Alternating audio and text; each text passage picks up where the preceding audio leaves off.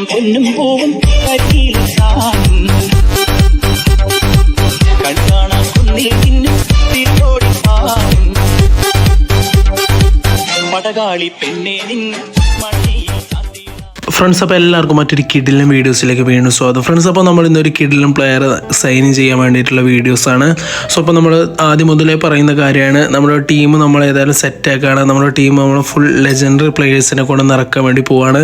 So അപ്പോൾ അതിൻ്റെ first ഘട്ടമായിട്ട് നമ്മൾ പറഞ്ഞിട്ടുള്ളത് ഫസ്റ്റ് നമ്മൾ റയർ പ്ലെയേഴ്സിനെ നമ്മുടെ ടീമിൽ എത്തിക്കുക എന്നുള്ളതാണ് ഗൈസ്. അപ്പോൾ നമ്മുടെ ട്രാൻസ്ഫർ ബോക്സിൽ പുതിയൊരു പ്ലെയേഴ്സ് വന്നിട്ടുണ്ട്. പുതിയൊരു പ്ലെയർ എഡ്വേഴ്സ് എന്ന് പറഞ്ഞിട്ടുള്ള പ്ലെയർ വന്നിട്ടുണ്ട്. ഇംഗ്ലണ്ട് പ്ലെയർ ആണ്. സോ 845 കോയിൻസാണ് ചോദിക്കുന്നത്. നമ്മുടെ കയ്യിൽ ഏതായാലും 914 കോയിൻസ് ഉണ്ട്.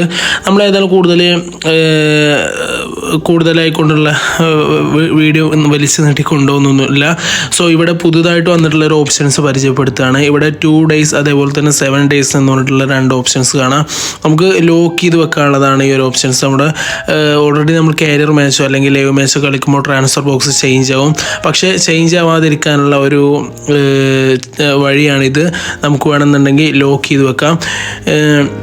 അപ്പോൾ നമ്മുടെ ഏതായാലും ഈ ഒരു പ്ലെയറെ നമ്മളിവിടെ സൈൻ ഇൻ ചെയ്യാൻ വേണ്ടി പോവാണ്. സോ അതിന് മുമ്പ് മറ്റൊരു കാര്യം കൂടെ ഞാൻ കാണിച്ചു തരാം.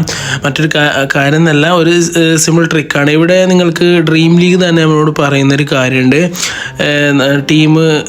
ടീമിൽ നമ്മുടെ ടീം പ്ലെയേഴ്സിനെ നമുക്ക് ഇമ്പ്രൂവ് ചെയ്യണമെന്നുണ്ടെങ്കിൽ ടോപ്പ് പ്ലെയേഴ്സ് നമ്മുടെ ട്രാൻസ്ഫർ ബോക്സിൽ വരാൻ എന്താണ് ചെയ്യേണ്ടതെന്ന് വെച്ചാൽ ഇവിടെ താഴെ നിങ്ങൾക്ക് എഴുതി കാണിക്കുന്നത് കാണാം.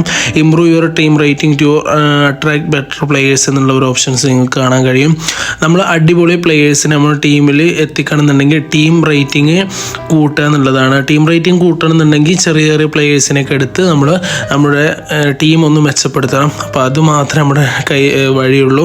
സോ അതുകൊണ്ട് തന്നെയാണ് നമ്മൾ ഈ ഒരു പ്ലെയർ ഇവിടെ സൈൻ ഇൻ ചെയ്യാൻ വേണ്ടി പോകുന്നത്. നമ്മുടെ ടീം റേറ്റിംഗ് നിങ്ങൾക്ക് ഇവിടെ മുകളിൽ കാണാം.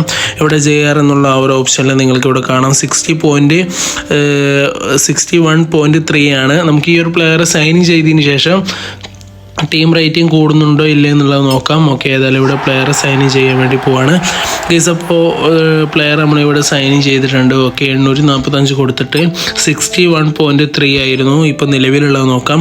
ഓക്കെ, 62.8 ആയിട്ടുണ്ട് ഗൈസ്. അപ്പോൾ കുറച്ചുകൂടെ മെച്ചപ്പെട്ടിട്ടുണ്ട്. സോ ഒരു പ്ലെയറെ റിവ്യൂ ജസ്റ്റ് ഒന്ന് നമുക്ക് ചെക്ക് ചെയ്ത് നോക്കാം. ഓക്കെ, നമുക്ക് ഇവിടെ ഏതായാലും മൈ ടീം എന്നുള്ള ഓപ്ഷൻസ് എടുക്കാം. മൈ ടീമിൽ നമ്മൾ റൈറ്റ് മിഡ്ഫീൽഡർ ആയിട്ടാണ് ആ ഒരു പ്ലെയർ നമുക്ക് കിട്ടിയിട്ടുള്ളത്. ഓക്കെ, നമ്മുടെ പൊസിഷൻ കാര്യങ്ങൾക്കോ നമുക്ക് ചേഞ്ച് ചെയ്യണം. പക്ഷേ അതിന് മുമ്പ് നമുക്ക് കുറച്ച് പ്ലെയേഴ്സിനെ നമ്മുടെ ടീമിലെത്തിക്കൽ നിർബന്ധമാണ് ഗൈസ്. അപ്പോൾ ഏകദേശം ഒരു 714 കോയിൻസ് ഉള്ള ടൈമിലാണ് എനിക്ക് ഈ ഒരു പ്ലെയർ ട്രാൻസ്ഫർ ബോക്സിൽ വന്നത്. സോ ആ ഒരു ടൈമിൽ ഏകദേശം ഒരു 100 കോയിൻസ് കൂടെ അച്ചീവ് ആയാൽ മാത്രം നമുക്ക് ആ ഒരു പ്ലെയറെ കിട്ടിയിരുന്നുള്ളൂ.